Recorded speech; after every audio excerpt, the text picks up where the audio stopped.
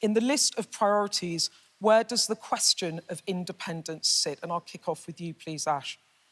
Well, for me, independence is a key question because Scotland is actually, as part of the UK, is suffering, I would say, disproportionately as a result of being part of the UK. If you think about Brexit, you know, Scotland was dragged out of the EU against our will, and the hard Brexit that we've got as part of the UK is having a disproportionately harsh impact on Scotland.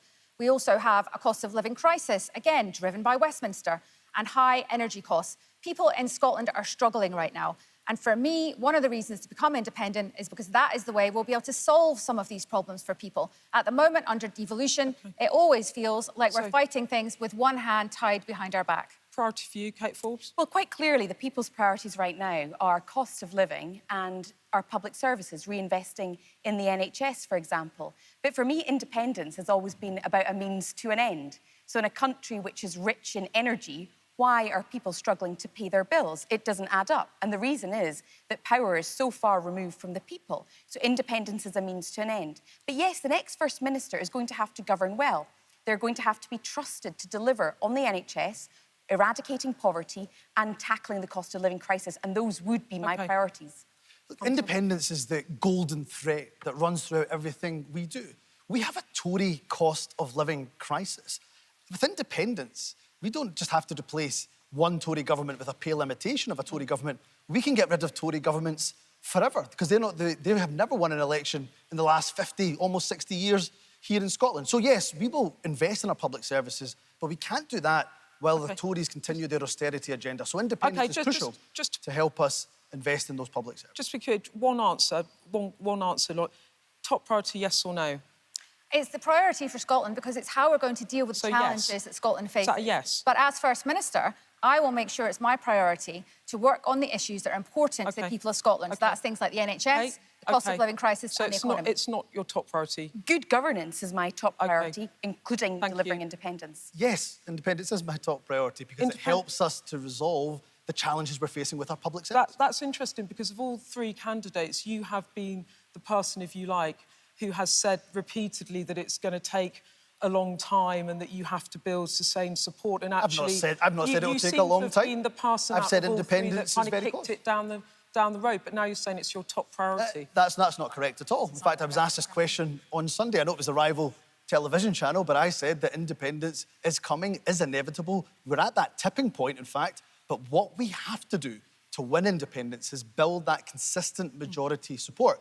We're close, but it's going to take a leader who can inspire people with that progressive vision and grow support for independence. Kate Forbes, do you think Scotland will be an independent country in 3 years' time? I would hope so, yes. You hope so. Ash, Reagan? With my plan, Scotland will be an independent country in 3 years' time. OK, so with your plan, it will be. Kate, you hope so. Hamza Yousaf? It can absolutely be independent in a few years' time, but it's going to require us to build that consistent majority support for independence. But it's interesting because our poll found that 52% of respondents don't think independence will happen in 10 years' time, and only 30% would. What do you make of that, Kate? Well, You're losing the argument. We need to reset the discussion because we've been fixated over process rather than making the case for independence. This election is fascinating because whilst we're appealing to SNP voters and members, we really need to be on the front foot in persuading no voters to vote yes. That's what your polling shows. Your polling shows that we need to do more to persuade no voters to vote yes. So we need a leader that can reach out, and certainly the polling illustrates that I can do that. The battleground is the economy. The battleground is where we need to make an economic case. And it's not just about abstract political arguments, it's about illustrating and demonstrating how Scotland truly can be wealthier, fairer and greener, because if other countries the same size as Scotland without our natural resources can be wealthier, then why can't Scotland? OK.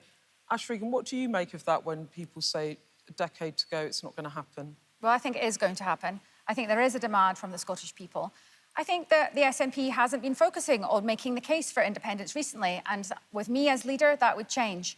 And I also think that the SNP government has lost its way a little bit on some key issues recently, which has led to the public having a perception that perhaps we're not focusing on the issues that are important to them. So under my leadership, I will, as First Minister, focus on the issues that are important to the people of Scotland.